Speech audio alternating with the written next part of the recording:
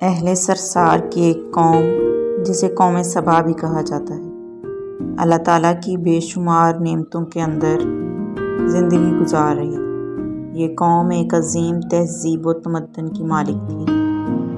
حضرت داؤد علیہ السلام اور حضرت سلیمان علیہ السلام کی باعظمت حکومتوں کے بعد ان کی حکومت زبان عزت خاص و عام تھی۔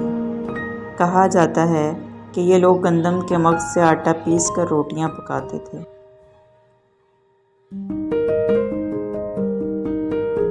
لیکن اس کے برعکس وہ اس قدر اسراف کرنے والے اور ناشکرے تھے کہ انہیں روٹیوں کے ساتھ بچوں کا پاخانہ صاف کرتے تھے۔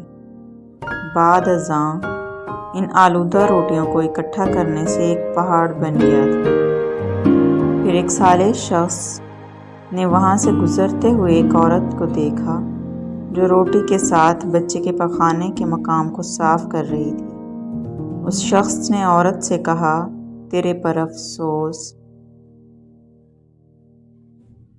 خدا سے ڈر، کہیں ایسا نہ ہو کہ خدا تیرے اوپر اپنا غضب ڈھائے اور تجھ سے اپنی نعمت چھین لے۔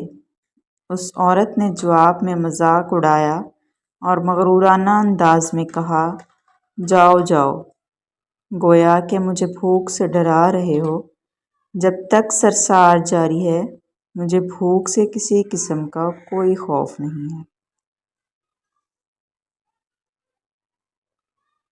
ابھی زیادہ عرصہ نہیں گزرا تھا کہ اللہ تعالیٰ نے ان لوگوں پر اپنا غضب ڈھایا۔ پانی جو کہ ایک زندگی کی بنیاد ہے ان لوگوں سے چھین لیا، یہاں تک کہ قحط نازل ہوا۔ بات یہاں تک پہنچ گئی کہ ان کی ذخیرہ کی ہوئی تمام غذا ختم ہو گئی۔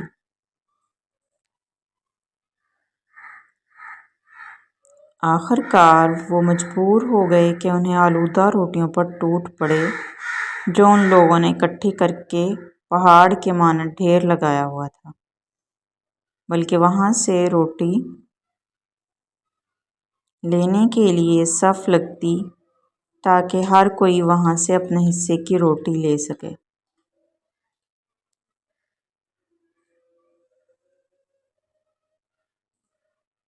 کفران نعمت، قحط اور ان کی بدحالی کے بارے میں متعدد روایات موجود ہیں۔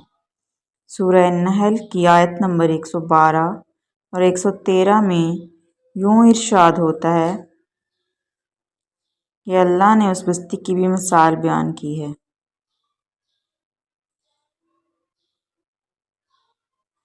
اسی قوم سبا کے بارے میں ایک اور واقعہ بیان ہوتا ہے کہ ان لوگوں نے اپنی زراعت کو بہتر طور پر کاشت کرنے کے لیے پانی ذخیرہ کرنے کی خاطر بلخ کے دو پہاڑوں کے درمیان ایک بہت بڑا بند معرب تعمیر کیا ہوا تھا۔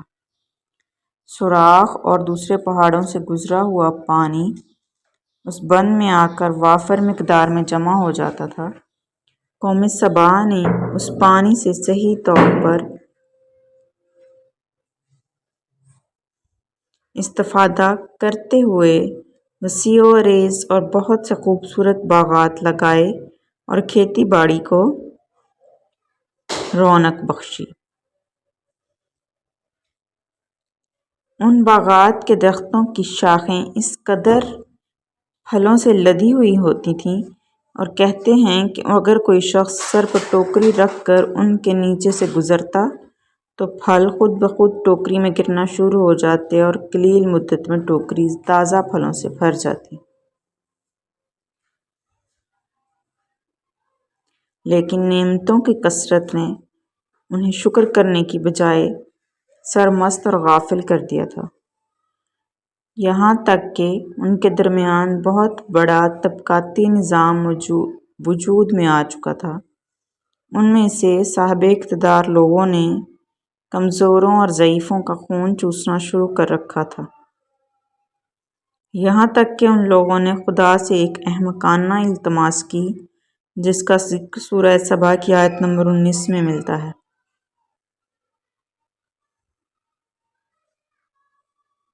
انہوں نے کہا، خدایا ہمارے سفروں کے درمیان فاصلہ زیادہ کر دے۔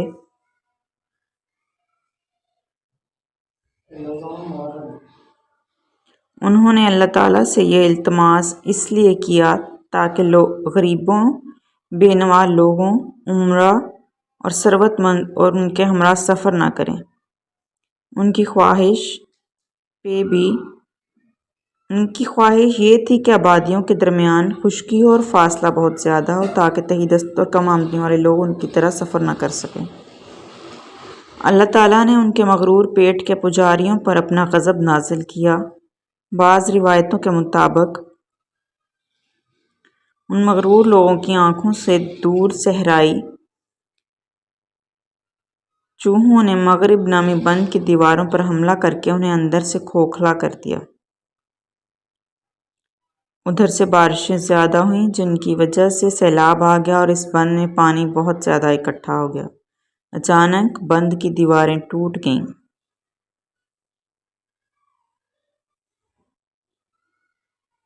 اس سے ایک بہت بڑا سیلاب آیا جس میں تمام دیہات، آبادیاں، مال مویشی، باغات،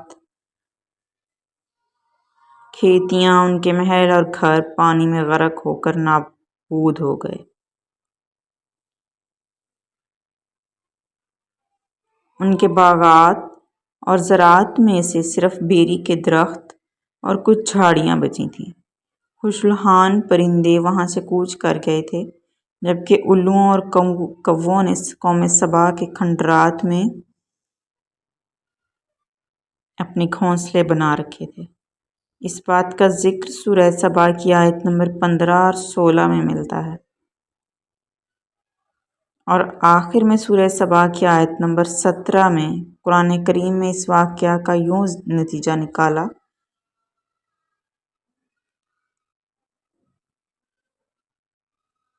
یہ ہم نے ان کی ناشکری کی سزا دی ہے، اور ہم ناشکروں کے علاوہ کسی کو سزا نہیں دیتے ہیں۔